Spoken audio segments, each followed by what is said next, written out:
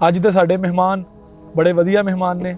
ਪੰਜਾਬੀ ਸ਼ਾਇਰੀ ਦੇ ਨਾਲ ਇਹਨਾਂ ਦਾ ਤਾਲੁਕ ਹੈ ਤੇ ਪੰਜਾਬ ਦੇ ਬੜੇ ਖੂਬਸੂਰਤ ਸ਼ਹਿਰ ਲਹਿਲਪੁਰ ਤੋਂ ਇਹਨਾਂ ਦਾ ਤਾਲੁਕ ਹੈਗਾ ਨੇ। ਲੰਬੜਾਂ ਦੀ ਮਾਈ ਸੀ ਬਿਮਾਰ, ਮੈਨੂੰ ਸੱਦਿਆ ਤੇ ਬਸਤਾ ਦਵਾਈਆਂ ਵਾਲਾ ਮੋਢੇ ਤੇ ਮੈਂ ਲੱਦਿਆ ਤੇ ਵੇਖੀ ਉਹਦੀ ਨਬਜ਼ ਤੇ ਸਾਹਾਂ ਵਿੱਚ ਚੱਲ ਸੀ, ਹਲਕਾ ਬੁਖਾਰ ਸੀ ਤੇ ਬਾਕੀ ਮਾਈ ਵੱਲ ਸੀ। ਮਾਈ ਦੇ ਮੁੰਡਿਆਂ ਨੂੰ ਸੱਦਿਆ ਮੈਂ ਕੋਲ ਮਾਈ ਵਿੱਚੋਂ ਦਸੀਆਂ ਬਿਮਾਰੀਆਂ ਵੀ ਫੋਲ ਮੇਦੇ 'ਚ ਖਰਾਬੀ ਆ ਤੇ ਪੱਠਿਆਂ 'ਚ ਖਿੱਚਿਆ, ਗੁਰਦੇ ਵੀ ਫੇਲ ਨੇ ਤੇ ਸੋਜ ਨਾੜਾਂ ਵਿੱਚ ਆ, ਗਰਮੀ ਮਸਾਨੇ ਵਿੱਚ ਪਿੱਤਾ ਵੀ ਤੇਜ਼ਾਬੀ ਆ, ਜਿਗਰ ਮੁਤਾਸਰਾ ਤੇ ਖੂਨ 'ਚ ਖਰਾਬੀ ਆ, ਫੇਫੜੇ 'ਚ ਟੀਵੀ ਤੇ ਮਜ਼ੀਦ ਬਗਲ ਗਾਂਦੇ ਆ, ਦਿਲ ਦਾ ਵੀ ਲੱਗਦਾ ਹੈ ਵਾਲ ਕੋਈ ਬੰਦ ਸਾਰੀਆਂ ਹੀ ਹੋ ਗਈਆਂ। ਮੱਠਾ ਰਹਿੰਦਾ ਹੈ ਬੁਖਾਰ ਸਾਰੇ ਜੁੱਸੇ ਵਿੱਚ, ਸਿਰ ਨੂੰ ਵੀ ਚੜ੍ਹਦੀ ਹੈ ਗੈਸ ਕਦੀ ਗੁੱਸੇ ਵਿੱਚ।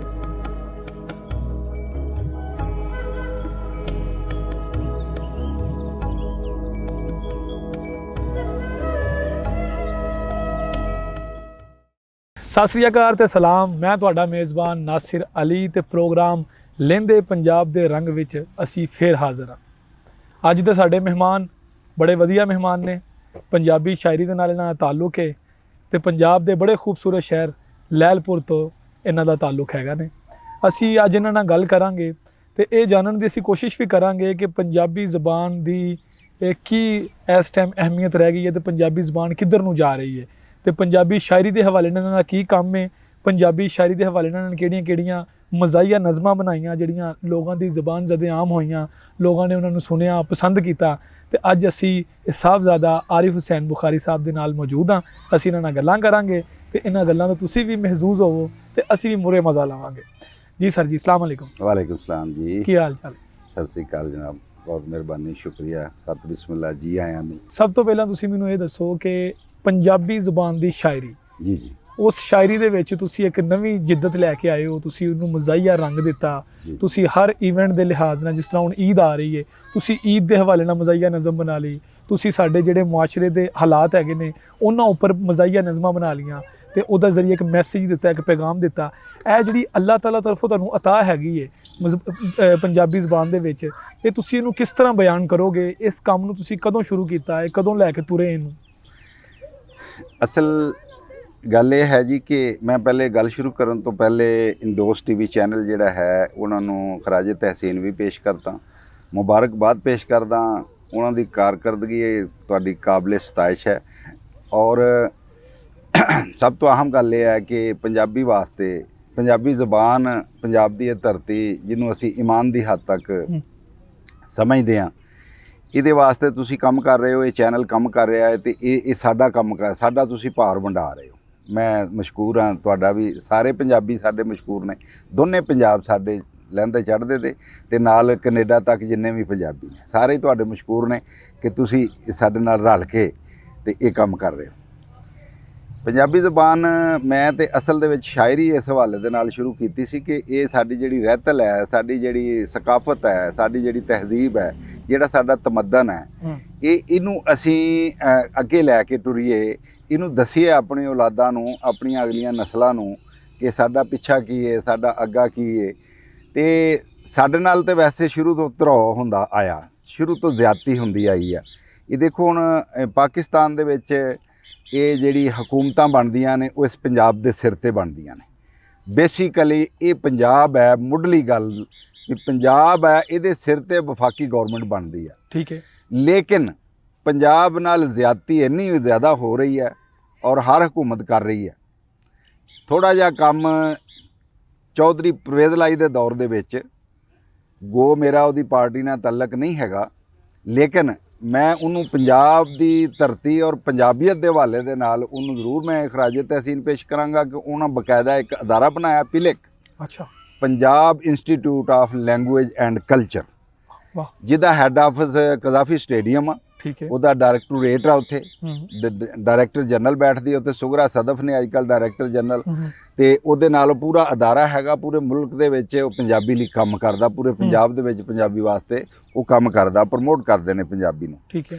ਲੇਕਿਨ ਬਾਕੀ ਸਾਰੀਆਂ ਗੌਰਮੈਂਟਾਂ ਨੇ ਆ ਕੇ ਨਾ ਸਿਰਫ ਪੰਜਾਬੀ ਦਾ ਕਲਾ ਕਮਾ ਕਰਨ ਦੀ ਕੋਸ਼ਿਸ਼ ਕੀਤੀ, ਨੂੰ ਖ਼ਤਮ ਕਰਨ ਦੀ ਕੋਸ਼ਿਸ਼ ਕੀਤੀ, ਬਲਕਿ ਅਦਾਰਿਆਂ ਦੇ ਵਿੱਚੋਂ, ਯੂਨੀਵਰਸਿਟੀਆਂ ਦੇ ਵਿੱਚੋਂ ਇਹਦੇ ਡਿਪਾਰਟਮੈਂਟ ਖ਼ਤਮ ਕਰਤੇ। ਵਾਹ, ਇੰਨਾ ਜ਼ੁਲਮ ਕੀਤਾ ਸਾਡੇ ਸਕਾਫਤ ਨਾਲ, ਸਾਡੇ ਪੰਜਾਬ ਦੇ ਨਾਲ, ਸਾਡੀ ਪੰਜਾਬੀਅਤ ਦੇ ਨਾਲ ਦੇਖੋ ਉਹ ਤੇ ਅੰਗਰੇਜ਼ ਸੀ ਨਾ, ਤੇ ਸਾਡੀ ਇਹ ਪੱਗ ਹੁੰਦੀ ਸੀ, ਤੇ ਉਹਨਾਂ ਸਾਨੂੰ ਨਸੀਹਤ ਦੇਣ ਵਾਸਤੇ ਆਪਣੇ ਅਰਦਲੀਆਂ ਨੂੰ, ਆਪਣੇ ਜਿਹੜੇ ਨਾਇਬ ਕਾਸਦ ਸੀ, ਆਪਣੇ ਉਹਨਾਂ ਦੇ ਜਿਹੜੇ ਕੁੱਲੀ ਸਨ ਕੰਮ ਕਰਨ ਵਾਲੇ, ਉਹਨਾਂ ਨੂੰ ਇਹ ਪੱਗ ਬਣਾਈ ਤਾਂ ਕਿ ਸਾਡੀ ਤੋਹੀਨ ਕੀਤੀ ਜਾਵੇ। ਔਰ ਇਹ ਜਿਹੜੀ ਸਾਡੀ ਬਿਊਰੋਕਰੇਸੀ ਆ, ਇਹ ਜਿਹੜੀ ਸਾਡੀ ਐਸਟੈਬਲਿਸ਼ਮੈਂਟ ਆ, ਇਹ ਇੰਨੀ ਅਹਿਮਕ ਆ ਕਿ ਇਹਨਾਂ ਨੇ ਅਜੇ ਤੱਕ ਉਹ ਬੂਹੇ ਦੇ ਅੱਗੇ ਜਿਹੜੇ ਖਲੋਣ ਵਾਲੇ ਨੇ, ਇਹਨਾਂ ਨੂੰ ਇਹੋ ਹੀ ਪੱਗ ਬਣਾਈ ਹੋਈ ਹੈ। ਇਹ ਬਜ਼ਾਦੇ ਖੁਦ ਤੋਹੀਨ ਕਰ ਰਹੇ ਨੇ ਪੰਜਾਬ ਦੀ, ਪੰਜਾਬੀਅਤ ਦੀ, ਸਾਡੀ ਇਹ ਪੱਗ ਦੀ, ਸਾਡੀ ਇਹ ਦਸਤਾਰ ਦੀ, ਸਾਡੇ ਕਲਚਰ ਦੀ। ਯੂਨੀਵਰਸਿਟੀਆਂ ਦੇ ਵਿੱਚੋਂ ਜਿਸ ਯੂਨੀਵਰਸਿਟੀ ਫੈਸਲਾਬਾਦ ਵੀ ਇੰਝ ਹੋਇਆ, ਤੇ ਬਾਕੀ ਯੂਨੀਵਰਸਿਟੀਆਂ 'ਚ ਵੀ ਇੰਝ ਹੋਇਆ ਕਿ ਪੰਜਾਬੀ ਦਾ ਡਿਪਾਰਟਮੈਂਟ ਖ਼ਤਮ ਕਰ ਦਿੱਤਾ ਔਰ ਉਹਨੂੰ ਉਰਦੂ ਦੇ ਵਿੱਚ ਜ਼ਮ ਕਰ ਦਿੱਤਾ। ਉਰਦੂ ਤਾਂ ਸਾਡੀ ਮਾਦਰੀ ਜ਼ਬਾਨ ਨਹੀਂ ਹੈ, ਉਰਦੂ ਸਾਡੀ ਪਿਦਰੀ ਜ਼ਬਾਨ ਵੀ ਨਹੀਂ ਹੈ, ਉਰਦੂ ਸਾਡੀ ਮਜ਼ਹਬੀ ਜ਼ਬਾਨ ਵੀ ਨਹੀਂ ਹੈ, ਉਰਦੂ ਸਾਡੀ ਨਾ ਇਸ ਦੁਨੀਆ ਦੀ ਜ਼ਬਾਨ ਹੈ, ਨਾ ਆਲਮੇ ਬਰਜ਼ਖ ਦੀ ਜ਼ਬਾਨ ਹੈ। ਨਹੀਂ ਸਮਝ ਆਈ? ਉਹਦੇ ਵਿੱਚ ਪੰਜਾਬੀ ਨੂੰ ਜ਼ਮ ਕਰਤਾ। ਅਸੀਂ ਕਹਿੰਦੇ ਆ ਸਾਡੀ ਦੁਨੀਆ ਦੇ ਉੱਤੇ ਜ਼ਬਾਨ ਪੰਜਾਬੀ ਆ, ਤੇ ਸਾਡੀ ਆਖਰਤ ਦੀ ਜ਼ਬਾਨ ਜਿਹੜੀ ਆ ਉਹ ਅਰਬੀ ਹੈ। ਠੀਕ ਹੈ ਜੀ। ਇਹ ਸਾਡਾ ਬੁਨਿਆਦੀ ਹੱਕ ਹੈ ਕਿ ਅਸੀਂ ਆਪਣੀ ਰਹਿਤਲ ਨੂੰ, ਦੇਖੋ ਨਾ ਪੰਜਾਬ ਆ, ਪੰਜਾਬ ਨਾਲ ਅਸੀਂ ਮੁਹੱਬਤ ਕਰਦੇ ਹਾਂ, ਇਸ ਮਿੱਟੀ ਦੀ ਖੁਸ਼ਬੂ ਹੈ। ਅਸੀਂ ਦੁਨੀਆ 'ਚ ਜਿੱਥੇ ਜਾਣਾ ਉੱਥੇ ਮਜ਼ਹਬ ਦੇ ਹਵਾਲੇ ਦੇ ਨਾਲ ਜਾਂ ਕਿਸੇ ਤਹਿਜ਼ੀਬ ਦੇ ਹਵਾਲੇ ਦੇ ਨਾਲ ਜਾਂ ਕਿਸੇ ਸਕਾਫਤ ਦੇ ਹਵਾਲੇ ਦੇ ਨਾਲ ਅਗਰ ਸ਼ਨਾਖਤ ਹੁੰਦੀ ਹੈ ਤੇ ਪੰਜਾਬੀ ਦੇ ਹਵਾਲੇ ਨਾਲ ਬਿਲਕੁਲ ਸਹੀ ਹੈ। ਇਹ ਮਿੱਟੀ ਦੀ ਖੁਸ਼ਬੂ ਦੇ ਹਵਾਲੇ ਦੇ ਨਾਲ ਕਿੰਨੇ ਦਿਨ ਤੇ ਮੇਰੀਆਂ ਸੋਚਾਂ ਇੰਜ ਵੀ ਹੋਈਆਂ ਰਹੀਆਂ, ਜਿਵੇਂ ਖੂਹ ਤੇ ਇਕੱਠੀਆਂ ਹੋ ਕੇ ਬਾਤਾਂ ਬੁੱਝਣ ਸਈਆਂ, ਤੇ ਲੋਕਾਂ ਜਾ ਵਿੱਚ ਦੁਬਈ ਦੇ ਕਈ ਪੰਜਾਬ ਬਣਾ ਲਏ, ਵਿੱਚ ਪੰਜਾਬ ਦੇ ਦਬੀਆਂ ਰਹੀਆਂ ਮਿੱਟੀ ਹੇਠ ਦੁਬਈਆਂ। ਇਹ ਸਾਡਾ ਉਹ ਪੰਜਾਬ ਆ, ਇਹਦੀ ਮਿੱਟੀ ਦੇ ਥੱਲੇ ਦੁਨੀਆ ਦੀ ਕਿਹੜੀ ਖੁਸ਼ਬੂ, ਦੁਨੀਆ ਦੀ ਕਿਹੜੀ એનર્ਜੀ, ਦੁਨੀਆ ਦੀ ਕਿਹੜਾ ਅਨਾਜ, ਕਿਹੜੀ ਨਿਮਤ ਹੈ ਜਿਹੜੀ ਸਾਡੀ ਮਿੱਟੀ ਦੇ ਵਿੱਚ ਨਹੀਂ ਹੈਗੀ। ਤੇ ਇਹ ਜਿਹੜਾ ਅਸੀਂ ਬਾਹਰ ਜਾ ਕੇ ਲੋਕ ਤਰੱਕੀ ਕਰਦੇ ਨੇ, ਮੈਂ ਕਹਿੰਦਾ ਇਹ ਤਰੱਕੀ ਬਾਹਰ ਨਹੀਂ ਹੈਗੀ। ਇਹ ਤਰੱਕੀ ਇਹ ਹੈ ਕਿ ਅਸੀਂ ਆਪਣੀ ਮਿੱਟੀ ਨਾਲ, ਆਪਣੀ ਜ਼ਬਾਨ ਨਾਲ, ਆਪਣੀ ਮਾਂ ਨਾਲ ਮੁਹੱਬਤ ਕਰੀਏ। ਤੇ ਇਹ ਅਸੀਂ ਗੱਭਰੂ ਪੁੱਤ ਪੰਜਾਬ ਦੇ, ਸਾਡੇ ਸ਼ੇਰਾਂ ਵਰਗੇ ਨਾਂ ਹੈ ਜੀ। ਤੇ ਜੇ ਪਿਆਰ ਨਾ ਕਰੀਏ ਮਿੱਟੀ ਨਾਲ, ਸਾਨੂੰ ਦੁੱਧ ਨਾ ਬਖਸ਼ੇ ਮਾਂ। ਗੱਲ ਇਹ ਹੈ ਕਿ ਇਸ ਮਿੱਟੀ ਦੇ ਨਾਲ ਪਿਆਰ ਕਰਨਾ, ਇਹ ਸਾਡੀ ਸਕਾਫਤ ਆ, ਸਾਡਾ ਤਮੱਦਨ ਆ, ਸਾਡਾ ਸ਼ਊਰ, ਸਾਡਾ ਫਹਿਮ, ਸਾਡਾ ਤਦੱਬਰ, ਸਾਡਾ ਫਰਾਸਤ, ਸਾਡਾ ਸ਼ਊਰ, ਸਾਡੀ ਅਕਲ, ਸਾਡੀ ਆਗਾਹੀ, ਸਾਡੀ ਦਾਨਿਸ਼ ਇੱਥੋਂ ਸ਼ੁਰੂ ਹੁੰਦੀ ਆ, ਇੱਥੇ ਖਤਮ ਹੁੰਦੀ ਆ। ਬਾਕੀ ਸਾਰੀਆਂ ਜ਼ਬਾਨਾਂ ਦੁਨੀਆ ਦੀਆਂ, ਸਾਰੇ ਤਮੱਦਨ ਦੁਨੀਆ ਦੇ, ਸਾਰੀਆਂ ਸਕਾਫਤਾਂ ਦੁਨੀਆ ਦੀਆਂ ਇਹਦੇ ਵਿੱਚ ਆ ਕੇ ਜ਼ਮ ਹੁੰਦੀਆਂ ਨੇ। ਐਡੇ ਪਿਆਰ ਵਾਲੀ ਇਹ ਪੰਜਾਬ ਦੀ ਸਕਾਫਤ ਆ, ਐਡੇ ਪਿਆਰ।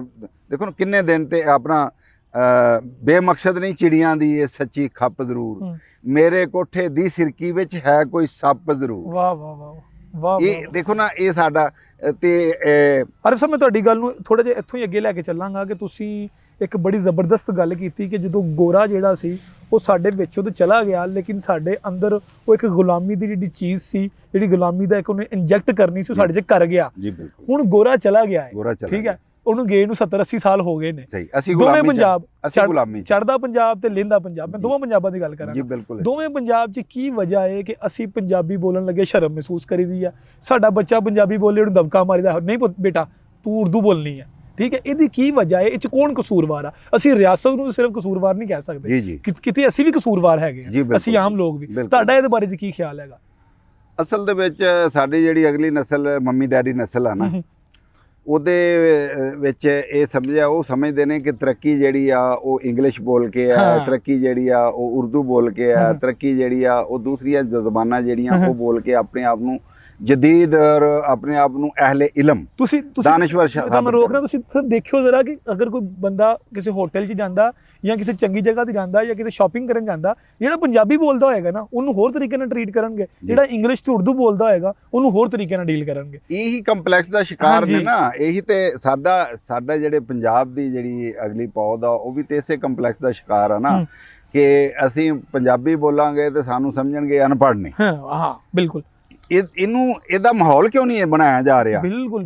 ਇਹਦਾ ਦੇਖੋ ਨਾ, ਮੈਂ MA ਪੰਜਾਬੀ ਕੀਤਾ, MA ਇਸਲਾਮੀਅਤ ਕੀਤਾ, MA ਉਰਦੂ ਕੀਤਾ, ਲੇਕਿਨ ਮੈਂ ਪੰਜਾਬੀ ਨੂੰ ਸਮਝਣਾ ਵਾਂ ਕਿ ਐਮਏ ਪੰਜਾਬੀ ਜਿਹੜਾ ਮੈਂ ਕੀਤਾ ਉਹ ਮੇਰੀ ਅਸਲੀਅਤ ਆ, ਉਸ ਲਈ ਉਹ ਮੇਰੀ ਹੈਈਅਤ ਆ। ਠੀਕ ਹੈ ਠੀਕ ਹੈ ਨਾ ਜੀ। ਠੀਕ ਹੈ ਮੇਰੀ ਮਾਂ ਪੰਜਾਬੀ ਬੋਲਦੀ ਸੀ, ਮੇਰਾ ਬਾਪ ਪੰਜਾਬੀ ਬੋਲਦਾ ਸੀ, ਮੇਰੇ ਪਿਛਲੇ ਖਾਨਦਾਨ ਪੰਜਾਬੀ ਬੋਲਦੇ ਸੀ, ਸਾਡਾ ਮੁਆਸ਼ਰਾ ਜਿਹੜਾ ਪੂਰਾ ਪੰਜਾਬੀ ਬੋਲਦਾ ਸੀ, ਪੂਰਾ ਪਿੰਡ ਪੰਜਾਬੀ ਬੋਲਦਾ ਸੀ, ਪੂਰਾ ਸੂਬਾ ਪੰਜਾਬੀ ਬੋਲਦਾ ਸੀ, ਪੂਰੀ ਦੁਨੀਆ ਦੇ ਵਿੱਚ ਜਾ ਕੇ ਪੰਜਾਬੀ ਬੋਲੀ ਜਾਂਦੀ ਆ। ਤਰੱਕੀ ਇਹ ਨਹੀਂ ਹੈ, ਸਹੀ ਤਰੱਕੀ ਤੇ ਇਹ ਨਹੀਂ ਹੈ ਜਿਹਨੂੰ ਅਸੀਂ ਇਹ ਤਰੱਕੀ ਕਹਿੰਦੇ ਆ ਜੀ। ਤਰੱਕੀ ਇਹ ਹੈ, ਦੇਖੋ ਉਹ ਤਰੱਕੀ ਦੇ ਵਿੱਚ ਇੱਕ ਨਜ਼ਮ ਆ ਕਿ ਮੇਰੀਆਂ ਵਫਾਵਾਂ ਵਿੱਚ ਹੰਝੂ ਕੇਰਦੀ, ਭੋਲੀ ਭਾਲੀ ਕੁੜੀ ਹੋਵੇ ਬੀਕਾਨੇਰ ਦੀ, ਮੱਖਣਾਂ ਦੀ ਪੱਲੀ ਹੋਈ ਮੇਰੇ ਹਾਣ ਦੀ, ਵਿਹੜੇ ਵਿੱਚ ਬੈਠੀ ਹੋਈ ਆਟਾ ਛਾਣਦੀ, ਆਟਾ ਗੁੰਨੀ ਜਾਏ ਨਾਲੇ ਮੈਨੂੰ ਵੇਖੀ ਜਾਏ, ਛੀ ਛੀਤ ਕਰਕੇ ਉਹ ਕਾਵਾਂ ਨੂੰ ਉਡਾਏ, ਘਰ ਖੌਰੇ ਆਉਣ ਵਾਲਾ ਬਾਪ ਹੋਵੇਗਾ, ਕਿਸੇ ਨਾਲ ਵੀ ਬੋਲੇਗੀ ਤੇ ਪਾਪ ਹੋਵੇਗਾ, ਅੱਖਾਂ ਅੱਗੇ ਹੱਥ ਦੇ ਅਡੋਲ ਹੱਸ ਕੇ, ਵਿਹੜੇ ਵਿੱਚੋਂ ਬੂਹੇ ਉੱਲੇ ਹੋਈ ਨੱਸ ਕੇ, ਹੌਲ ਤਾਈ ਵਿੱਚ ਆਟਾ ਭੁੰਜ ਸੁੱਟ ਗਈ, ਬੂਹੇ ਨਾਲ ਵੱਜੀ ਤੇ ਕਨਾਲੀ ਟੁੱਟ ਗਈ। ਅੱਜ ਕੱਲ ਟੀਵੀ ਉੱਤੇ ਆਈ ਹੋਈ ਹੈ, ਪੀਂਗੀ ਉਹਨੇ ਅੰਬਰਾਂ ਤੇ ਪਾਈ ਹੋਈ ਹੈ, ਮੁੰਡੇ ਨਾਲ ਰੱਖੇ ਹੋਏ ਹਾਂਗਕਾਂਗ ਦੇ, ਹੁਣ ਕਿੱਥੋਂ ਭੌਂਦੇ ਹੋਣੇ ਮੇਰੇ ਵਾਂਗ ਦੇ। ਤੇ ਜਿਹੜੀ ਕਦੀ ਪਿੰਡੋਂ ਬਾਹਰ ਬਹਿਣ ਨਹੀਂ ਸੀ ਗਈ, ਅੱਜ ਕੱਲ ਜਾਂਦੀ ਉਹ ਸ਼ਾਰਜਾ ਦੁਬਈ। ਇਹ ਤਰੱਕੀ ਤੇ ਇਹਨੂੰ ਸਮਝ ਲਿਆ ਲੋਕਾਂ ਨੇ। ਇਹ ਤਰੱਕੀ ਨਹੀਂ ਹੈਗੀ, ਇਹ ਜਹਾਲੀਅਤ ਆ, ਇਹ ਜਹਾਲਤ ਆ, ਇਹ ਤਰੱਕੀ ਨਹੀਂ ਹੈਗੀ। ਤਰੱਕੀ ਉਹ ਆ ਜਿਹੜਾ ਤੁਸੀਂ ਆਪਣੀ ਸਕਾਫਤ ਦੇ ਵਿੱਚ ਰਹਿ ਕੇ, ਆਪਣੀ ਦਿਆਨਤਦਾਰੀ ਦੇ ਵਿੱਚ ਰਹਿ ਕੇ, ਆਪਣੇ ਈਮਾਨ ਦੇ ਵਿੱਚ ਰਹਿ ਕੇ ਆਪਣੇ ਆਪ ਨੂੰ ਮਨਵਾਓ। ਬਿਲਕੁਲ, ਉਹਨੂੰ ਤਰੱਕੀ ਕਿਹਾ ਜਾਂਦਾ ਵਾ। ਦੂਸਰਿਆਂ ਦੀ ਚਾਲ ਚੱਲ ਕੇ, ਦੂਸਰਿਆਂ ਦੀ ਜ਼ੁਬਾਨ ਲੈ ਕੇ, ਦੂਸਰਿਆਂ ਦੇ ਕੱਪੜੇ ਪਾ ਕੇ, ਦੂਸਰਿਆਂ ਦਾ ਰੰਗ ਲੈ ਕੇ, ਦੂਸਰਿਆਂ ਦੇ ਇੰਸਟਰੂਮੈਂਟ ਦੇ ਸਿਰ ਦੇ ਉੱਤੇ ਬੰਦਾ ਕਵੇ ਕਿ ਮੈਂ ਤਰੱਕੀ ਕਰ ਰਿਹਾ, ਉਹਦੀ ਆਪਣੀ ਅਸਲੀਅਤ ਖਤਮ ਹੋ ਜਾਂਦੀ ਹੈ। ਆਪਣੀ ਹੈ ਨੇ ਜਾਂ ਸੋਸ਼ਲ ਵਰਕਰ ਤਨਜ਼ੀਮਾਂ ਨੇ ਉਹ ਵਿਗਾੜ ਪੈਦਾ ਕਰ ਰਹੀਆਂ ਨੇ, ਉਹ ਉਹਨਾਂ ਦੇ ਬਾਹਰ ਦੇ ਸਰਮਾਏ ਦੇ ਉੱਤੇ। ਔਰ ਦੇਖੋ ਜਿਹੜੇ ਅੰਗਰੇਜ਼ ਹੈ ਜਾਂ ਯਹੂਦੀ ਨੇ ਜਾਂ ਸਾਮਰਾਜੀ ਕੁਵਤਾਂ ਨੇ, ਉਹ ਇੰਨਾ ਸਰਮਾਇਆ ਫਲਾਹ ਬਹਿਬੂਦ ਤੇ ਨਹੀਂ ਲਾਉਂਦੇ ਜਿੰਨਾ ਫਲਾਹ ਬਹਿਬੂਦ ਦਾ ਨਾਂ ਲੈ ਕੇ ਪੰਜਾਬੀਆਂ ਨੂੰ, ਮੁਸਲਮਾਨਾਂ ਨੂੰ ਔਰ ਇਹ ਪਾਕਿਸਤਾਨ ਨੂੰ ਜਿੰਨਾ ਉਹ ਅੰਦਰੋਂ ਅੰਦਰੀ ਉਜਾੜਨ ਦੀ ਕੋਸ਼ਿਸ਼ ਕਰਦੇ। ਉਹ ਇਸ ਗੱਲ ਦੇ ਉੱਤੇ ਸੋਸ਼ਲ ਵਰਕਰ ਤਨਜ਼ੀਮਾਂ ਦੇ ਜ਼ਰੀਏ ਬਹੁਤ ਪੈਸਾ ਖਰਚ ਕਰਦੇ ਨੇ ਔਰ ਉਹ ਸਾਡਾ ਈਮਾਨ ਵੀ ਖਰਾਬ ਕਰਦੇ ਨੇ। ਉਹ ਸਾਡਾ ਇਲਾਕਾਈ ਜਿਹੜਾ ਸਾਡਾ ਆਪਣਾ ਸਕਾਫਤ ਆ, ਤਮੱਦਨ ਆ, ਉਹਨੂੰ ਵੀ ਖਰਾਬ ਕਰਦੇ ਨੇ। ਅੱਛਾ ਆਰਿਫ ਸਾਹਿਬ, ਤੁਹਾਡਾ ਨਾਮ ਸੁਣਦੇ ਹੀ ਸਭ ਤੋਂ ਪਹਿਲੇ ਤੁਹਾਡੀ ਇੱਕ ਨਜ਼ਮ ਜਿਹੜੀ ਹੈ ਉਹ ਜ਼ੇਨ 'ਚ ਆਉਂਦੀ ਹੈ। ਤੇ ਲਹਿੰਦੇ ਪੰਜਾਬ ਵਾਲੇ ਜਿਹੜੇ ਲੋਕ ਹੈਗੇ ਨੇ, ਪਾਕਿਸਤਾਨ ਦੇ ਪੰਜਾਬ ਜਿਹੜੇ ਲੋਕ ਨੇ, ਉਹ ਤੇ ਤੁਹਾਡੀ ਨਜ਼ਮ ਤੋਂ ਬਾਖੂਬੀ ਵਾਕਿਫ ਹੈਗੇ ਨੇ ਤੇ ਤੁਹਾਡੀ ਨਜ਼ਮ ਨੂੰ ਬਹੁਤ ਜ਼ਿਆਦਾ ਇੰਜੋਏ ਵੀ ਕਰਦੇ ਨੇ। ਚੜ੍ਹਦੇ ਪੰਜਾਬ ਜਿਹਨੇ ਇੱਥੋਂ ਪੰਜਾਬ ਚੋਂ ਇੱਕ ਰਿਕਾਰਡ ਕਾਇਮ ਕੀਤਾ, ਬਿਲਕੁਲ ਰਿਕਾਰਡ ਕਾਇਮ ਕੀਤਾ, ਮੈਂ ਇਹੀ ਗੱਲ ਦੁਨੀਆ ਦੇ ਵਿੱਚ ਇੱਕ ਰਿਕਾਰਡ ਕਾਇਮ ਕੀਤਾ ਹੈ। ਇਹ ਅੱਲਾਹ ਪਾਕ ਦਾ ਕਰਮ ਹੈ ਜੀ। ਬਿਲਕੁਲ, ਤੇ ਇਹ ਨਜ਼ਮ ਸਾਡੇ ਨਾਜ਼ਰੀਨ ਵਾਸਤੇ, ਜਿਹੜੇ ਸਾਡੇ ਚੜ੍ਹਦੇ ਪੰਜਾਬ ਦੇ ਪੰਜਾਬੀ ਹੈਗੇ, ਉਹਨਾਂ ਵਾਸਤੇ ਮੇਰੀ ਫਰਮਾਇਸ਼ ਤੇ ਨਜ਼ਮ ਤੁਸੀਂ ਜ਼ਰਾ ਪੇਸ਼ ਤੇ ਕਰੋ। ਜੀ ਜੀ, ਬਿਸਮਿਲ੍ਲਾ ਜੀ। ਨਜ਼ਮ ਹੈ ਜੀ, ਇੱਕ ਹਕੀਮ ਸਾਹਿਬ ਨੇ ਤਗੜੇ ਘਰ ਦੀ ਮਾਈ ਦਾ ਇਲਾਜ ਕੀਤਾ। ਠੀਕ ਹੈ। ਤੇ ਉਹ ਹਕੀਮ ਸਾਹਿਬ ਦੀ ਇੱਜ਼ਤ ਬਹੁਤ ਹੋਈ। ਉਹ ਜਿਹੜੀ ਹਕੀਮ ਸਾਹਿਬ ਦੀ ਇੱਜ਼ਤ ਹੋਈ ਉਹ ਆਪਣੇ ਮੂੰਹੋਂ ਬਿਆਨ ਕਰਦੇ ਨੇ। ਠੀਕ ਹੈ। ਹਕੀਮ ਸਾਹਿਬ ਕਹਿੰਦੇ ਨੇ ਜੀ ਕਿ ਲੰਬੜਾਂ ਦੀ ਮਾਈ ਸੀ, ਲੰਬੜਾਂ ਦੀ ਮਾਈ ਸੀ ਬਿਮਾਰ, ਮੈਨੂੰ ਸੱਦਿਆ ਤੇ ਬਸਤਾ ਦਵਾਈਆਂ ਵਾਲਾ ਮੋਢੇ ਤੇ ਮੈਂ ਲੱਦਿਆ। ਲੰਬੜਾਂ ਦੀ ਮਾਈ ਸੀ ਬਿਮਾਰ, ਮੈਨੂੰ ਸੱਦਿਆ ਤੇ ਬਸਤਾ ਦਵਾਈਆਂ ਵਾਲਾ ਮੋਢੇ ਤੇ ਮੈਂ ਲੱਦਿਆ, ਤੇ ਵੇਖੀ ਉਹਦੀ ਨਬਜ਼ ਤੇ ਸਾਹਾਂ ਵਿੱਚ ਚੱਲ ਸੀ, ਹਲਕਾ ਬੁਖਾਰ ਸੀ ਤੇ ਬਾਕੀ ਮਾਈ ਵੱਲ ਸੀ। ਮਾਈ ਦਿਆਂ ਮੁੰਡਿਆਂ ਨੂੰ ਸੱਦਿਆ ਮੈਂ ਕੋਲ, ਮਾਈ ਵਿੱਚੋਂ ਦਸੀਆਂ ਬਿਮਾਰੀਆਂ ਵੀ ਫੋਲ, ਮੇਦੇ 'ਚ ਖਰਾਬੀ ਆ ਤੇ ਪੱਠਿਆਂ 'ਚ ਖਿੱਚਿਆ, ਗੁਰਦੇ ਵੀ ਫੇਲ ਨੇ ਤੇ ਸੋਜ ਨਾੜਾਂ ਵਿੱਚ ਆ, ਗਰਮੀ ਮਸਾਨੇ ਵਿੱਚ ਪਿੱਤਾ ਵੀ ਤੇਜ਼ਾਬੀ ਆ, ਜਿਗਰ ਮੁਤਾਸਰਾ ਤੇ ਖੂਨ 'ਚ ਖਰਾਬੀ ਆ, ਫੇਫੜੇ 'ਚ ਟੀਵੀ ਤੇ ਮਜ਼ੀਦ ਬਗਲ ਗਾਂਦੇ ਆ, ਦਿਲ ਦਾ ਵੀ ਲੱਗਦਾ ਹੈ ਵਾਲ ਕੋਈ ਬੰਦ ਸਾਰੀਆਂ ਹੀ ਹੋ ਗਈਆਂ। ਮੱਠਾ ਰਹਿੰਦਾ ਹੈ ਬੁਖਾਰ ਸਾਰੇ ਜੁੱਸੇ ਵਿੱਚ, ਸਿਰ ਨੂੰ ਵੀ ਚੜ੍ਹਦੀ ਹੈ ਗੈਸ ਕਦੀ ਗੁੱਸੇ ਵਿੱਚ। ਵਾਹ। ਆਹ ਦੋ ਪੁੜੀਆਂ ਨੇ ਮੇਦੇ ਦੀ ਸਫਾਈ ਲਈ, ਦਵਾਈ ਲੈ ਲਓ ਜੀ। ਠੀਕ ਹੋ ਗਿਆ। ਆਹ ਦੋ ਪੁੜੀਆਂ ਨੇ ਮੇਦੇ ਦੀ ਸਫਾਈ ਲਈ, ਪੱਠਿਆਂ ਦੀ ਖਿੱਚ ਲਈ ਤੇ ਲੱਤਾਂ ਦੀ ਥਕਾਈ ਲਈ, ਨਿਰਨਈ ਕਾਲਜੇ ਮੁਰੱਬਾ ਭੁਰਾ ਚੱਕ ਕੇ, ਇਹ ਮਾਸ਼ਾ ਖਾਣਾ ਹੈ ਮਲਾਈ ਵਿੱਚ ਰੱਖ ਕੇ, ਇੱਕ ਪੂੜੀ ਖਾਏਗੀ ਬੁਖਾਰ ਸਾਰਾ ਟੁੱਟ ਜਾਊ, ਮੌਰਾਂ ਦੀਆਂ ਪੀੜਾਂ ਤੋਂ ਵੀ ਜਾਨ ਉੱਕੀ ਛੁੱਟ ਜਾਊ। ਅੱਜ ਕੱਲ੍ਹ ਆਮ ਜਰਕਾਨ ਦਾ ਰਿਵਾਜ ਆ ਤੇ ਇਹ ਇੱਕ ਕੈਪਸੂਲ ਦਮੇ ਦਾ ਇਲਾਜ। ਠੀਕ ਹੈ ਜੀ। ਸਾਰੇ ਹੀ ਇਲਾਜ ਦੱਸੇ ਤਿੱਬ ਦੀ ਕਿਤਾਬ ਨਾਲ, ਖਾਣ ਪੀਣ ਦੱਸਿਆ ਮੈਂ ਲੰਬੜਾਂ ਦੇ ਹਿਸਾਬ ਨਾਲ। ਵਾਹ। 1 ਕਿਲੋ ਦੁੱਧ ਪੀਣਾ, ਕੋਸਾ ਜਿਹਾ ਬੂਰੀ ਦਾ, ਪਾਈਆ ਕੁ ਘਿਓ ਦੇਸੀ, ਛੰਨਾ ਇੱਕ ਚੂਰੀ ਦਾ, ਚਾਰੇ ਹੀ ਮੁਰੱਬੇ ਖਾਣੇ, ਲੱਸੀ ਪੀਣੀ ਦੱਬ ਕੇ, ਭਾਂਡਾ ਵੀ ਬਣਾ ਕੇ ਖਾਣਾ, ਦੇਸੀ ਅੰਡੇ ਲੱਭ ਕੇ, ਮੱਛੀ ਹੋਵੇ ਕੁਕੜੀ ਜਾਂ ਪਾਈਆ ਕੀਮਾ ਛੋਟੇ ਦਾ, ਦਾਲ ਵੀ ਮਸੂਰ ਦੀ ਤੇ ਸਾਗ ਬਾਥੂ ਘੋਟੇ ਦਾ, ਪੀਣੀ ਹੋਵੇ ਰੋ ਤੇ ਕਮਾਦ ਵਿੱਚੋਂ ਪੀੜ ਕੇ, ਖਾਣਾ ਹੋਵੇ ਗੁੜ ਤੇ ਕੜਾਏ ਵਿੱਚ ਚੀੜ ਕੇ। ਖਾਣਾ ਪੀਣਾ ਆਪਣੇ ਮੁਕੱਦਰਾਂ ਤੇ ਲੇਖਾਂ ਦਾ, ਐਨਾ ਕੁ ਤੇ ਖਾਵੇ ਮਾਈ, ਬਾਕੀ ਫੇਰ ਵੇਖਾਂਗਾ। ਦੂਜੇ ਦਿਨ ਗਿਆ ਮੈਂ ਦਵਾਈ ਦੇਣ ਮਾਈ ਨੂੰ। ਆਹਾ, ਦੂਜੇ ਦਿਨ ਗਿਆ ਮੈਂ ਦਵਾਈ ਦੇਣ ਮਾਈ ਨੂੰ, ਤੇ ਟਾਲ ਕਿਹੜਾ ਸਕਦਾ ਹੈ ਰੱਬ ਵੱਲੋਂ ਆਈ ਨੂੰ। ਰੱਬ ਦਾ ਇਹ ਕਰਨਾ ਕਿ ਮਾਈ ਮਰ ਗਈ ਸੀ, ਮੇਰੇ ਲਈ ਵੀ ਮੌਤ ਦਾ ਸਮਾਨ ਕਰ ਗਈ ਸੀ। ਰੱਬ ਦਾ ਇਹ ਕਰਨਾ ਕਿ ਮਾਈ ਮਰ ਗਈ ਸੀ, ਮੇਰੇ ਲਈ ਵੀ ਮੌਤ ਦਾ ਸਮਾਨ ਕਰ ਗਈ ਸੀ। ਮਾਈ ਦਿਆਂ ਮੁੰਡਿਆਂ ਨੇ ਮੈਨੂੰ ਹੀ ਵਿਛਾ ਲਿਆ, ਆਹਾ, ਮਾਈ ਲਈ ਜੋ ਫੱਟਾ ਆਂਦਾ ਉਹਦੇ ਉੱਤੇ ਪਾ ਲਿਆ। ਰਲ ਮਿਲ ਸੌੜ ਲਾਈ ਮੈਨੂੰ ਉਹਨਾਂ ਸੱਬਣਾ, ਕਹਿਣ ਲੱਗੇ ਮਾਈ ਦੇ ਹੀ ਨਾਲ ਤੈਨੂੰ ਦੱਬਣਾ। ਇੱਕ ਜਣਾ ਕਾਨਾ ਮੇਰਾ ਮੇਚ ਕੇ ਵੀ ਲੈ ਗਿਆ, ਕਾਲੇ ਹੀ ਬੜੇ ਸੀ। ਇੱਕ ਜਣਾ ਕਾਨਾ ਮੇਰਾ ਮੇਚ ਕੇ ਵੀ ਲੈ ਗਿਆ, ਤੇ ਬੱਬਲ ਹੀ ਘਾਉ ਕੇ ਮੈਂ ਵੀ ਸੋਚਾਂ ਵਿੱਚ ਪੈ ਗਿਆ। ਓਏ ਆਲਮੇ ਰਵਾਹ ਵਿੱਚ ਸਿਰ 'ਚ ਸਵਾਹ ਪਊ, ਕਬਰ 'ਚ ਮਾਈ ਨਾਲ ਕਰਨਾ ਨਿਕਾਹ ਪਊ। ਸਾਰੇ ਹੀ ਤਿਆਰ ਬੈਠੇ ਮੈਨੂੰ ਦਫਨਾਉਣ ਲਈ। ਰੱਬਾ ਕੋਈ ਘੱਲ ਦੇ ਫਰਿਸ਼ਤਾ ਬਚਾਉਣ ਲਈ। ਫਰਿਸ਼ਤਾ ਆ ਗਿਆ, ਬਾਬਾ ਇੱਕ ਬੋਲਿਆ, ਓਏ ਹੋਸ਼ ਕਰੋ ਮੈਂਬਰੋ, ਕੱਲੀ ਦਫਨਾਓ ਮਾਈ, ਮਾਂ ਹੈ ਤੁਹਾਡੀ ਕੰਜਰੋ। ਮੁੰਡਾ ਕਹਿੰਦਾ ਮਾਈ ਦਾ ਤਵਾਨ ਇੰਨਾ ਭਰ ਦੇ, ਮਸਾਲੇ ਸ਼ੁਰੂ ਹੋ ਗਈ। ਮੁੰਡਾ ਕਹਿੰਦਾ ਮਾਈ ਦਾ ਤਵਾਨ ਇੰਨਾ ਭਰ ਦੇ, ਹਕੀਮ ਸਾਡੇ ਬੁੜੇ ਦਾ ਵਿਆਹ ਦੂਜਾ ਕਰ ਦੇ। ਤੇ ਮਈਅਤ ਵਿਹੜੇ ਪਈ ਹੋਈ ਹੈ। ਬੁੜਾ ਅੱਗੋਂ ਬੋਲਿਆ ਵੀ ਗੱਲ ਆ ਅਸੂਲ ਦੀ, ਰੰਗ ਹੋਵੇ ਚਿੱਟਾ ਜ਼ਰਾ ਉਮਰੋਂ ਮਕੂਲ ਜੀ। ਬੁੜਾ ਅੱਗੋਂ ਬੋਲਿਆ ਵੀ ਗੱਲ ਆ ਅਸੂਲ ਦੀ, ਰੰਗ ਹੋਵੇ ਚਿੱਟਾ ਜ਼ਰਾ ਉਮਰੋਂ ਮਕੂਲ ਜੀ। ਫਿੱਟੇ ਮੂੰਹ ਹਕੀਮ ਦਾ ਨਨਾਣ ਬੋਲੀ ਮਾਈ ਦੀ, ਧੌਣ ਨਾ ਸਿੱਧੀ ਹੋਵੇ ਮਾਈ ਦੇ ਜਵਾਈ ਦੀ। ਮਾਈ ਦੀਆਂ ਕੁੜੀਆਂ ਨੇ ਲੀੜੇ ਮੇਰੇ ਪਾੜ ਤੇ, ਮਿੱਟੀ ਨਾਲ ਲਵੇੜੇ ਫਿਰ ਛਿਤਰਾਂ ਨਾਲ ਝਾੜ ਤੇ। ਲੀੜੇ ਮੇਰੇ ਪਾੜ ਗਏ ਭਾਜੀ, ਤੇ ਕੱਛਾ ਕੱਲਾ ਰਹਿ ਗਿਆ। ਲੀੜੇ ਮੇਰੇ ਪਾੜ ਗਏ ਤੇ ਕੱਛਾ ਕੱਲਾ ਰਹਿ ਗਿਆ, ਤੇ ਕੱਛੇ ਨੂੰ ਕੁੰਝ ਕੇ ਮੈਂ ਫੂੜੀ ਉੱਤੇ ਬਹਿ ਗਿਆ। ਫੂੜੀ ਉੱਤੇ ਮਾਈ ਦਾ ਜਵਾਈ ਮੈਨੂੰ ਆ ਪਿਆ, ਤੇ ਕਈ ਵਾਰੀ ਇੰਜ ਲੱਗਾ ਕੱਛਾ ਭੁੰਜੇ ਜਾ ਪਿਆ। ਫੂੜੀ ਉੱਤੇ ਮਾਈ ਦਾ ਜਵਾਈ ਮੈਨੂੰ ਆ ਪਿਆ, ਤੇ ਕਈ ਵਾਰੀ ਇੰਜ ਲੱਗਾ ਕੱਛਾ ਭੁੰਜੇ ਜਾ ਪਿਆ। ਮਿੰਟਾਂ ਦੇ ਵਿੱਚ ਹੋਈ ਪਿੰਡ ਵਿੱਚ, ਹਾਏ ਹਾਏ ਮਾਈ ਦੇ ਜਨਾਜ਼ੇ ਨਾਲੋਂ ਮੈਨੂੰ ਬਹੁਤ ਵੇਖਣਾ। ਤਰਲੇ ਮੈਂ ਪਾਈ ਜਾਵਾਂ ਹੱਥ ਪੈਰ ਫੜ ਕੇ, ਲੋਕਾਂ ਨੇ ਛਡਾਇਆ ਮੈਨੂੰ ਆਪੂ ਵਿੱਚ ਵੜ ਕੇ। ਮਿੰਨਤਾਂ ਮੈਂ ਕੀਤੀਆਂ, ਉਹ ਵਸ ਹੁੰਦਾ ਰੱਬ ਦੇ, ਸਾਹ ਕਦੋਂ ਵੱਧਦੇ ਦਵਾਈ ਨਾਲ ਸਭ ਦੇ। ਉਹ ਦਿੱਤੀ ਜੋ ਮਾਈ ਨੂੰ ਦਵਾਈ ਬੜੀ ਖਰੀ ਸੀ, ਮੇਰੀ ਮਾਂ ਵੀ ਇਸੇ ਹੀ ਦਵਾਈ ਨਾਲ ਮਰੀ ਸੀ। ਵਾਹ ਵਾਹ ਵਾਹ ਵਾਹ ਵਾਹ ਵਾਹ ਵਾਹ ਆਰਿਫ ਸਾਹਿਬ, ਬੜਾ ਬਿਹਤਰੀਨ ਤਰੀਕੇ ਨਾਲ ਤੁਸੀਂ ਬਿਆਨ ਕੀਤਾ। ਅੱਛਾ ਆਰਿਫ ਸਾਹਿਬ, ਮੈਂ ਚੰਦ ਮੁਖਤਸਰ ਸਵਾਲ ਕਰਾਂਗਾ ਤੇ ਫਿਰ ਤੁਹਾਡੇ ਕੋਲ ਇਜਾਜ਼ਤ ਚਾਹਾਂਗਾ। ਸਭ ਤੋਂ ਪਹਿਲੇ ਮੈਨੂੰ ਇਹ ਦੱਸੋ ਕਿ ਅਸੀਂ ਹੁਣ ਕੀ ਕਰੀਏ? ਅਸੀਂ ਨੌਜਵਾਨ, ਅਸੀਂ ਪੰਜਾਬੀ ਜ਼ਬਾਨ ਤੋਂ ਬਹੁਤ ਪਿੱਛੇ ਜਾ ਰਹੇ, ਸਾਡੀ ਆਉਣ ਵਾਲੀ ਨਸਲ ਵੀ ਪੰਜਾਬੀ ਜ਼ਬਾਨ ਤੋਂ ਨਾਬਲਗ ਹੋਈ ਜਾ ਰਹੀ ਹੈ, ਦੂਰ ਹੋਈ ਜਾ ਰਹੀ ਹੈ। ਸਾਨੂੰ ਇਹਦੇ ਵਾਸਤੇ ਕੀ ਅਮਲੀ ਇਕਦਾਮਾਤ ਕਰਨੇ ਪੈਣਗੇ, ਸਰਕਾਰੀ ਬੁਨਿਆਦਾਂ ਤੇ, ਨਿੱਜੀ ਬੁਨਿਆਦਾਂ ਤੇ? ਪਹਿਲੇ ਤੇ ਮੈਂ ਬੁਨਿਆਦੀ ਦੁਨੀਆ ਜਿਹੜੀ ਬਣੀ ਹੈ ਅਸੂਲੀ, ਉਹ ਅਸੂਲ ਦੀ ਗੱਲ ਕਰਾਂਗਾ।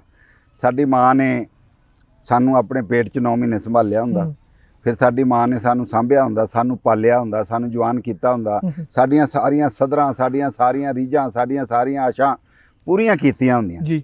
ਸਾਨੂੰ ਆਪਣੀ ਮਾਂ ਨਾਲ ਪਿਆਰ ਕਰਨਾ ਚਾਹੀਦਾ। ਵਾਹ ਵਾਹ, ਸਾਨੂੰ ਆਪਣੀ ਮਾਂ ਨਾਲ ਪਿਆਰ ਵੀ ਕਰਨਾ ਚਾਹੀਦਾ, ਮਾਂ ਦਾ ਇਹਤਰਾਮ ਵੀ ਕਰਨਾ ਚਾਹੀਦਾ, ਮਾਂ ਦੀ ਖਿਦਮਤ ਵੀ ਕਰਨੀ ਚਾਹੀਦੀ ਆ, ਤੇ ਜਦੋਂ ਤੱਕ ਮਾਂ ਹੈਗੀ ਆ ਉਹਦੇ ਪੈਰਾਂ ਨਾਲ ਜੁੜੇ ਵੀ ਰਹਿਣਾ ਚਾਹੀਦਾ।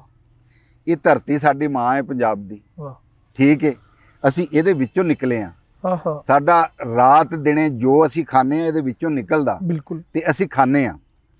ਇਹਨੇ ਸਾਨੂੰ ਸ਼ਨਾਖਤ ਦਿੱਤੀ ਆ, ਇਹਨੇ ਸਾਨੂੰ ਜਿਸਮ ਦਿੱਤਾ ਇਸ ਧਰਤੀ ਨੇ, ਇਹਨੇ ਸਾਨੂੰ ਦੁਨੀਆ ਦੇ ਉੱਤੇ ਹਰ ਤਰ੍ਹਾਂ ਦੀ ਆਸਾਇਸ਼ ਮੁਹੱਈਆ ਕੀਤੀ ਆ, ਇਹਨੇ ਸਾਨੂੰ ਚੱਲਣ ਲਈ ਜਗ੍ਹਾ ਦਿੱਤੀ ਆ, ਸਾਨੂੰ ਟੁਰਨ ਦਾ ਵੱਲ ਸਿਖਾਇਆ ਵਾ, ਸਾਨੂੰ ਅਕਲ ਸ਼ਊਰ ਦਾਨਿਸ਼ ਦਾ ਵੱਲ ਸਿਖਾਇਆ ਵਾ, ਔਰ ਸਾਨੂੰ ਆਪਣੀ ਉਡਾਨ ਜਿਹੜੀ ਆ ਉਹ ਇਹਨੇ ਭਰਨ ਦਾ ਵੱਲ ਸਿਖਾਇਆ, ਤੇ ਫਿਰ ਇਹਨੇ ਉਡਾਨ ਦਿੱਤੀ ਵੀ ਆ।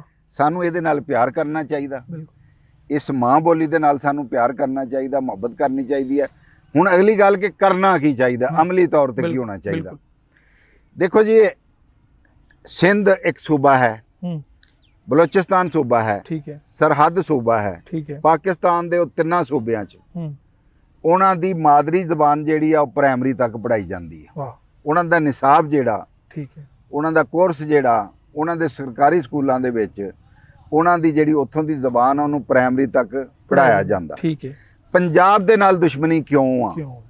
ਇੱਥੇ ਪ੍ਰਾਇਮਰੀ ਤੱਕ ਕਿਉਂ ਨਹੀਂ ਪੜ੍ਹਾਇਆ ਜਾਂਦਾ? ਠੀਕ ਹੈ, ਇੱਥੇ ਬਕਾਇਦਾ ਇਹਨੂੰ ਪ੍ਰਾਇਮਰੀ ਨਹੀਂ, ਅਸੀਂ ਕਹਿੰਦੇ ਆ ਇਹਨੂੰ ਬਕਾਇਦਾ 10ਵੀਂ ਤੱਕ ਤੇ ਇਹਨੂੰ ਸਾਡੀ ਜ਼ਬਾਨ ਕਰਾਰ ਦਿੱਤਾ ਜਾਵੇ, ਇਸ ਜ਼ਬਾਨ ਦੇ ਵਿੱਚ ਸਾਨੂੰ ਨਿਸਾਬ ਦਿੱਤਾ ਜਾਵੇ। ਉਸ ਤੋਂ ਅੱਗੇ ਅਗਰ ਅਸੀਂ ਤਾਂ ਚਾਹੁੰਦੇ ਹਾਂ 16ਵੀਂ ਤੱਕ, ਠੀਕ ਹੈ, ਅਸੀਂ ਤੇ ਚਾਹੁੰਦੇ PhD ਤੱਕ, ਤੇ PhD ਤਾਂ ਹੋ ਰਹੀ ਹੈ ਨਾ ਪੰਜਾਬੀ 'ਚ, ਬਿਲਕੁਲ, ਠੀਕ ਹੈ ਨਾ। ਲੇਕਿਨ ਇਹ PhD ਅਗਰ ਪੰਜਾਬੀ 'ਚ ਕੋਈ ਕਰ ਲੈਂਦਾ ਜਾਂ ਪੰਜਾਬੀ 'ਚ ਕੋਈ MA ਕਰ ਲੈਂਦਾ, ਇਹ ਉਹਨੂੰ ਪਜ਼ੀਰਾਈ ਨਹੀਂ ਦਿੰਦੇ ਹਾਂ। ਗਵਰਨਮੈਂਟ ਦੀ ਸੱਤਾ ਦੇ ਉੱਤੇ। ਠੀਕ ਹੈ। ਉਹਦੇ ਵਾਸਤੇ ਸਾਡੀ ਇਹ ਜ਼ੁਬਾਨ ਦਾ ਇਹ ਸ਼ੋਭਾ ਜਿਹੜਾ ਹੈਗਾ, ਹੁਣ ਪੰਜਾਬੀ ਅਦਬੀ ਬੋਰਡ ਆ ਉਹ ਮੁਤਹਰਕ ਹੀ ਨਹੀਂ ਹੈਗਾ, ਕਿਸੇ ਦੀ ਕਿਤਾਬ ਹੀ ਨਹੀਂ ਛਾਪ ਰਿਹਾ। ਬਿਲਕੁਲ। ਕਿਉਂ ਨਹੀਂ ਛਾਪ ਰਿਹਾ? ਨਹੀਂ ਛਾਪ ਰਿਹਾ, ਬਿਲਕੁਲ। ਦੇਖੋ ਮੇਰੀਆਂ 16 ਕਿਤਾਬਾਂ ਪੰਜਾਬੀ ਦੀਆਂ ਨੇ, ਠੀਕ ਹੈ ਨਾ, ਮੈਂ ਸਾਰੀਆਂ ਦੀਆਂ ਸਾਰੀਆਂ ਆਪ ਛਪਾਈਆਂ। ਉਹ ਅਲਮੀਆਂ ਬਹੁਤ ਠੀਕ ਹੈ ਨਾ ਵੱਡਾ ਜੀ। ਅਲਮੀਆਂ ਬਹੁਤ ਵੱਡਾ। ਅੱਛਾ, ਫਿਰ 2 ਮੇਰੀਆਂ ਕਿਤਾਬਾਂ ਐਸੀਆਂ ਸੀ ਜਿਹੜੀ ਸਰਕਾਰੀ ਪੰਜਾਬ ਦੇ ਗਜ਼ਟ ਨੋਟੀਫਿਕੇਸ਼ਨ ਦੇ ਨਾਲ ਸਰਕਾਰੀ ਮਹਿਕਮਿਆਂ ਦੇ ਵਿੱਚ ਮਨਜ਼ੂਰ ਵੀ ਹੋਈਆਂ। ਠੀਕ ਹੈ। ਇਸ ਦੇ ਬਾਵਜੂਦ ਅਸੀਂ ਮੈਂ ਫਿਰ ਸਾਹਰ ਲੁਧਿਆਣਵੀ ਦੀ ਕਿਤਾਬ ਤਲਖੀਆਂ ਸੀ, ਉਹਦਾ ਤਰਜਮਾ ਵੀ ਕੀਤਾ। ਅੱਛਾ। ਇਸ ਤਰ੍ਹਾਂ ਦੀਆਂ ਕਿਤਾਬਾਂ ਜਿਹੜੀਆਂ ਨੇ ਉਹਦੇ ਵਿੱਚ ਇਹਨਾਂ ਨੂੰ ਪਜ਼ੀਰਾਈ ਦੇਣੀ ਚਾਹੀਦੀ ਆ ਔਰ ਹੌਸਲਾ ਵਧਾਉਣਾ ਚਾਹੀਦਾ ਲਿਖਾਰੀਆਂ ਦਾ। ਬਿਲਕੁਲ ਸਹੀ ਕਹਿ ਰਹੇ ਹੋ। ਲਿਖਾਰੀ ਇਹਨੇ ਨੇ ਅਗਰ ਕੋਈ ਵਿਚਾਰਾ ਇਕਬਾਲੀਆਤ ਵੀ ਜਿਹੜਾ ਉਹ ਪੰਜਾਬੀ ਦੇ ਵਿੱਚ ਲਿਆਉਂਦਾ ਵਾ, ਕੁਰਾਨੇ ਪਾਕ ਦਾ ਤਰਜਮਾ ਵੀ ਕੋਈ ਪੰਜਾਬੀ 'ਚ ਕਰਦਾ। ਵਾਹ। ਦੇਖੋ ਨਾ ਪੰਜਾਬੀ 'ਚ ਆਸਾਨ ਹੁੰਦਾ ਨਾ, ਸਹਿਲ ਹੁੰਦਾ ਨਾ, ਸਮਝਣਾ ਤੇ ਚਾਹੀਦਾ ਨਾ। ਅਸੀਂ ਦੇਖੋ ਪੰਜਾਬੀ 'ਚ ਅਗਰ ਅੱਲਾਹ ਪਾਕ ਨਾਲ ਗੱਲ ਕਰਨ ਡਏ ਆ ਨਾ ਤੇ ਸਮਝ ਆਉਂਦੀ ਹੈ ਕਿ ਅਸੀਂ ਗੱਲ ਕਰਨ ਡਏ ਆ। ਆਹਾ। ਤੇ ਅਸੀਂ ਅਰਬੀ ਜ਼ੁਬਾਨ 'ਚ ਨਮਾਜ਼ ਪੜ੍ਹਨ ਡਏ ਹੁੰਦੇ ਆ ਤੇ ਸਾਨੂੰ ਕੋਈ ਪਤਾ ਨਹੀਂ ਹੁੰਦਾ, ਧਿਆਨ ਕਿਸੇ ਪਾਸੇ ਹੁੰਦਾ ਤੇ ਅਸੀਂ ਉਹ ਰਟੀਆਂ ਰਟਾਈਆਂ ਜਿਹੜੀਆਂ ਨੇ ਆਇਤਾਂ ਉਹ ਪੜ੍ਹਨ ਤੋਂ ਬਾਅਦ ਨਮਾਜ਼ ਤੋਂ ਫਾਰਗ ਹੋ ਜਾਂਦੇ। ਬਿਲਕੁਲ ਬਿਲਕੁਲ ਸਹੀ ਕਹਿ ਰਹੇ। ਅੱਛਾ, ਉਹ ਹੁਣ ਆਇਤਾਂ ਦਾ ਸਾਨੂੰ ਪੰਜਾਬੀ ਦੇ ਵਿੱਚ ਹਰ ਬੰਦੇ ਨੂੰ ਮਫਹੂਮ ਦਾ ਪਤਾ ਹੋਵੇ, ਹਰ ਗੱਲ ਦਾ ਪਤਾ ਹੋਵੇ। ਤੇ ਬੰਦਾ ਇਸ ਤਰ੍ਹਾਂ ਹੁੰਦਾ ਕਿ ਜਿਵੇਂ ਅੱਲਾਹ ਪਾਕ ਦੇ ਨਾਲ ਮੁਖਾਤਬ ਆ, ਬਿਲਕੁਲ ਆਇਮਾ ਪਾਕ ਦੇ ਨਾਲ ਮੁਖਾਤਬ ਆ, ਸਲਾਫ ਦੇ ਨਾਲ ਮੁਖਾਤਬ ਆ, ਅੰਬੀਆ ਦੇ ਨਾਲ ਮੁਖਾਤਬ ਆ, ਹਜ਼ੂਰ ਦੇ ਨਾਲ ਮੁਖਾਤਬ ਆ, ਅਹਿਲੇ ਬੈਤ ਦੇ ਨਾਲ ਮੁਖਾਤਬ ਆ। ਸਹੀ ਕਹਿ ਰਹੇ। ਇਹ ਮੁਖਾਤਬ ਜਿੰਨਾ ਚਿਰ ਤੁਹਾਡਾ ਤਖਾਤਬ ਦਰੁਸਤ ਸਾਡਾ ਨਹੀਂ ਹੋਣਾ, ਉਹਨਾਂ ਚਿਰ ਅਸੀਂ ਅੱਗੇ ਤੇ ਕੁਝ ਤਸਲੀਮ ਨਹੀਂ ਕਰਨ ਦੇ। ਤੋ ਗੋਇਆ ਇਹ ਜਿਹੜਾ ਮੈਂ ਸਮਝਣਾ ਕਿ ਇਹਨੂੰ ਇਸ ਜ਼ਬਾਨ ਨੂੰ ਸਰਕਾਰੀ ਸਤ੍ਹਾ ਦੇ ਉੱਤੇ ਸਾਨੂੰ ਇਨਸ਼ਾਅੱਲਾ ਅਸੀਂ ਇhtਜਾਜ ਵੀ ਸ਼ੁਰੂ ਕਰਾਂਗੇ। ਗੁੱਡ। ਕਾਲਜਾਂ ਦੇ ਵਿੱਚ, ਯੂਨੀਵਰਸਿਟੀਆਂ ਦੇ ਵਿੱਚ ਦੁਬਾਰਾ ਇਹਨੂੰ ਅਦਾਰੇ ਦੇ ਤੌਰ ਤੇ ਇੱਕ ਡਿਪਾਰਟਮੈਂਟ ਦੇ ਤੌਰ ਤੇ ਇਹਨੂੰ ਬਹਾਲ ਕੀਤਾ ਜਾਵੇ। ਠੀਕ ਹੈ। ਔਰ ਇਹਦਾ ਜਿਹੜਾ ਇਹ ਫਾਰਮੈਲਿਟੀ ਵਾਸਤੇ ਇੱਕ ਲੈਕਚਰਰ ਇੱਕ ਯੂਨੀਵਰਸਿਟੀ ਦੇ ਵਿੱਚ ਰੱਖ ਦਿੰਦੇ ਨੇ, ਨਹੀਂ, ਜਿਸ ਤਰ੍ਹਾਂ ਉਰਦੂ ਦੇ 5 7 10 ਲੈਕਚਰਰ ਹੁੰਦੇ ਨੇ, ਇਸੇ ਤਰ੍ਹਾਂ ਪੰਜਾਬੀ ਦੇ ਵੀ ਹੋਣ। ਬਿਲਕੁਲ। ਇਸੇ ਤਰ੍ਹਾਂ ਪੰਜਾਬੀ ਜ਼ਬਾਨ ਜਿਹੜੀ ਆ ਉਹਨੂੰ ਦਫ਼ਤਰਾਂ ਦੇ ਵਿੱਚ ਵੀ ਰਾਜ ਕੀਤਾ ਜਾਵੇ। ਬਿਲਕੁਲ। ਇਸੇ ਤਰ੍ਹਾਂ ਪੰਜਾਬੀ ਜ਼ਬਾਨ ਜਿਹੜੀ ਆ ਇਹਨੂੰ ਇਹ ਦੁਨੀਆ ਦੀ, ਮੇਰੀ ਆਪਣੀ ਰਿਸਰਚ ਦੇ ਮੁਤਾਬਕ 7ਵੀਂ ਬੜੀ ਜ਼ਬਾਨ ਆ। ਵਾਹ। ਇੱਕ ਰਿਸਰਚ ਤੇ ਖੈਰ ਮੇਰੀ ਉਧਰਲੇ ਪੰਜਾਬ ਚੋਂ ਕੈਨੇਡਾ ਚੋਂ ਆਈ ਸੀ ਕਿ 5ਵੀਂ ਬੜੀ ਜ਼ਬਾਨ ਆ, ਲੇਕਿਨ ਜਿਹੜੀ ਮੈਂ ਰਿਸਰਚ ਕੀਤੀ ਆ 5ਵੀਂ ਕਹਿ ਲਓ, ਲੇਕਿਨ 7ਵੀਂ ਤੇ ਮੈਂ ਕਨਫਰਮ ਕਰਦਾ ਟੌਪ 7ਵੀਂ ਬੜੀ ਜ਼ਬਾਨ ਆ। ਠੀਕ ਹੈ। ਟੌਪ 10 ਤੋਂ ਤਾਂ ਬਹੁਤ ਅੱਗੇ ਆ, ਬਹੁਤ ਅੱਗੇ। ਬਿਲਕੁਲ। ਤੇ ਅਸੀਂ ਤਾਂ ਟੌਪ 5 ਵੀ ਇਹਨੂੰ ਕਹਿੰਦੇ ਆ, ਲੇਕਿਨ ਚਲੋ ਮੁਖਤਲਿਫ ਦੋਸਤਾਂ ਦਾ ਇਹ ਤਜਜ਼ੀਆ ਵਾ ਕਿ 7ਵੀਂ ਬੜੀ ਜ਼ਬਾਨ ਆ। 7 ਅਰਬ 7.5 ਅਰਬ ਲੋਕਾਂ ਦੇ ਵਿੱਚ ਅਗਰ ਇਹ 7ਵੀਂ ਬੜੀ ਜ਼ਬਾਨ ਆ ਤੇ 1 ਅਰਬ ਆਦਮੀ ਦੀ ਇਹ ਜ਼ਬਾਨ। ਵਾਹ। ਅੱਛਾ, ਅਸੀਂ ਕਈ ਬੜੇ ਬੜੇ ਅਫਸਰ, ਬਸ਼ੀਰ ਕੁਰਾਇਆ ਸਾਹਿਬ ਨੇ, ਉਹ ਡਿਪਟੀ ਸੈਕਟਰੀ ਹੈ, ਐਡੀਸ਼ਨਲ ਸੈਕਟਰੀ ਨੇ ਅੱਜ ਕੱਲ੍ਹ, ਉਹ ਸਾਡੇ ਇੱਥੇ CEO ਐਜੂਕੇਸ਼ਨ ਰਹੇ ਨੇ। ਉਹ ਪੰਜਾਬੀ ਨੂੰ ਅਹਿਮੀਅਤ, ਇਸ ਤਰ੍ਹਾਂ ਦੇ ਲੋਕ ਪੰਜਾਬੀ ਨੂੰ ਅਹਿਮੀਅਤ ਦਿੰਦੇ ਨੇ। ਉਹ ਰੋਜ਼ਾਨਾ ਕੋਈ ਨਾ ਕੋਈ WhatsApp ਤੇ ਜਾਂ ਉਹ ਆਪਣਾ Facebook ਤੇ ਪੰਜਾਬੀ ਦੇ ਹਵਾਲੇ ਦੇ ਨਾਲ ਕੋਈ ਗੁਫ਼ਤਗੂ ਕਰਦੇ ਨੇ। ਤੇ ਇਹ ਜਿਹੜੀ ਆ ਇਹਨੂੰ ਸਰਕਾਰੀ ਤੌਰ ਤੇ ਜਿਹੜਾ ਸਾਡੇ ਨਾਲ ਧਰੋਹ ਹੋ ਰਿਹਾ ਵਾ, ਸਾਡੀਆਂ ਅਦਾਲਤਾਂ ਨੂੰ ਸੋਚਣਾ ਚਾਹੀਦਾ ਕਿ ਇਹ ਜਿਹੜਾ ਨਾਇਨਸਾਫੀ ਸਾਡੇ ਨਾਲ ਪੰਜਾਬੀਆਂ ਦੇ ਨਾਲ ਹੋ ਰਹੀ ਆ, ਸਾਡਾ ਤਸ਼ੱਖੁਸ ਖਤਮ ਕੀਤਾ ਜਾ ਰਿਹਾ, ਸਾਡੀ ਤਹਿਜ਼ੀਬ ਖਤਮ ਕੀਤੀ ਜਾ ਰਹੀ ਆ, ਸਾਡੀ ਮਾਦਰੀ ਜ਼ਬਾਨ ਜਿਹੜੀ ਆ ਮੁਖਤਲਿਫ ਹੀਲੇ ਬਹਾਨਿਆਂ ਦੇ ਨਾਲ, ਸਾਜ਼ਿਸ਼ਾਂ ਦੇ ਨਾਲ ਖਤਮ ਕੀਤੀ ਜਾ ਰਹੀ ਆ। ਇੱਕ ਤੇ ਸਾਡੇ ਪੰਜਾਬੀ ਲਿਖਣ ਵਾਲੇ ਜਿਹੜੇ, ਇੱਕ ਮੈਂ ਬੜੀ ਤੁਹਾਨੂੰ ਦੁੱਖ ਦੀ ਗੱਲ ਦੱਸਾਂ, ਇਹ ਪਹਿਲੇ ਹੁੰਦਾ ਸੀ ਸਿਆਸਤਦਾਨਾਂ ਦਾ ਆਪਸ ਦੇ ਵਿੱਚ ਬੜਾ ਤਫਰਕਾ ਹੁੰਦਾ ਸੀ। ਅੱਛਾ, ਗੁੰਡਾਗਰਦ ਤਨਜ਼ੀਮਾਂ ਦੇ ਆਪਸ 'ਚ ਬੜੇ, ਬਰਾਦਰੀਆਂ ਦੇ ਆਪਸ 'ਚ ਬੜੇ ਟਕਰਾਅ ਹੁੰਦੇ ਸੀ। ਤੇ ਮੈਂ ਇਹ ਸਮਝਦਾ ਹੁੰਦਾ ਸੀ ਕਿ ਉਲਮਾ ਇਕਰਾਮ ਜਿਹੜੇ ਨੇ ਉਹਨਾਂ ਦਾ ਤੇ ਸ਼ਾਇਰ ਅਦੀਬ ਦਾਨਿਸ਼ਵਰ ਜਿਹੜੇ ਨੇ ਇਹਨਾਂ ਦਾ ਆਪਸ ਦੇ ਵਿੱਚ ਬੜਾ ਫਹਮ ਤਫਹੀਮ ਹੁੰਦੀ। ਲੇਕਿਨ ਮੈਨੂੰ ਬਹੁਤ ਦੁੱਖ ਹੋਇਆ ਕਿ ਇਹ ਵੀ ਆਪਣੇ ਧੜੇਬੰਦੀ ਦਾ ਸ਼ਿਕਾਰ ਨੇ ਜਗ੍ਹਾ ਜਗ੍ਹਾ ਦੇ ਉੱਤੇ, ਸਭ ਤੋਂ ਜ਼ਿਆਦਾ ਪੁਆਇੰਟ ਦੀ ਗੱਲ। ਔਰ ਉਹਦਾ ਨੁਕਸਾਨ ਇਹ ਹੋਇਆ ਕਿ ਕੋਈ ਹੁਕੂਮਤ ਸ਼ਾਇਰਾਂ ਅਦੀਬਾਂ ਦਾਨਿਸ਼ਵਰਾਂ ਨੂੰ ਅਹਿਮੀਅਤ ਆਨੇ ਦੀ ਨਹੀਂ ਦਿੰਦੀ। ਪਿਲੇ ਕਿ ਇੱਕ ਅਦਾਰਾ ਜੋ ਐਡਾ ਇਤਨਾ ਬੜਾ ਬਣਾਇਆ, Punjab institute of language and culture, ਬਈ ਤੁਸੀਂ ਉੱਥੇ ਫੰਡ ਦਿਓ, ਉੱਥੇ ਸ਼ਾਇਰਾਂ ਅਦੀਬਾਂ ਦੀਆਂ ਬੜੀਆਂ ਬੜੀਆਂ ਕਿਤਾਬਾਂ ਜਿਹੜੀਆਂ ਉਹ ਲੈ ਕੇ ਬੈਠੇ ਨੇ, ਉਹ ਛਪਣ ਉੱਥੇ ਰਸਾਲੇ, ਉੱਥੇ ਬਕਾਇਦਾ ਮਹਾਨਾ ਤੌਰ ਤੇ ਜਿਹੜੇ ਛਪਣ, ਲੋਕਾਂ ਨੂੰ ਉਹ ਬਾਹਰ ਪੂਰੀ ਦੁਨੀਆ ਤੇ ਪਜ਼ੀਰਾਈ ਮਿਲਣੀ ਚਾਹੀਦੀ ਹੈ।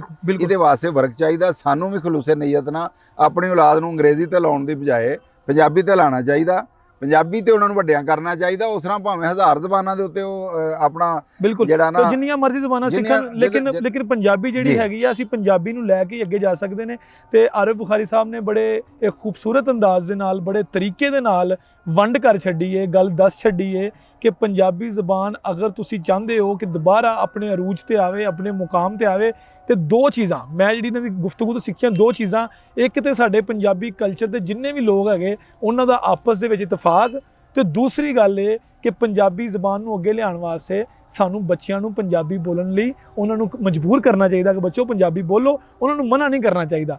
ਤੇ ਅੱਜ ਦੇ ਪ੍ਰੋਗਰਾਮ ਦਾ ਵਕਤ ਜਿਹੜਾ ਉਹ ਖਤਮ ਹੋ ਗਿਆ ਹੈ, ਤੇ ਮੈਂ ਇੱਕ ਸ਼ੇਰ ਦੇ ਨਾਲ ਇਸ ਪ੍ਰੋਗਰਾਮ ਨੂੰ ਖਤਮ ਕਰਨ ਦੀ ਇਜਾਜ਼ਤ ਚਾਹਾਂਗਾ ਕਿ ਮਸਜਿਦ ਮੇਰੀ ਤੂੰ ਕਿਉਂ ਢਾਵੇਂ, ਮੈਂ ਕਿਉਂ ਤੋੜਾਂ ਮੰਦਰ ਨੂੰ।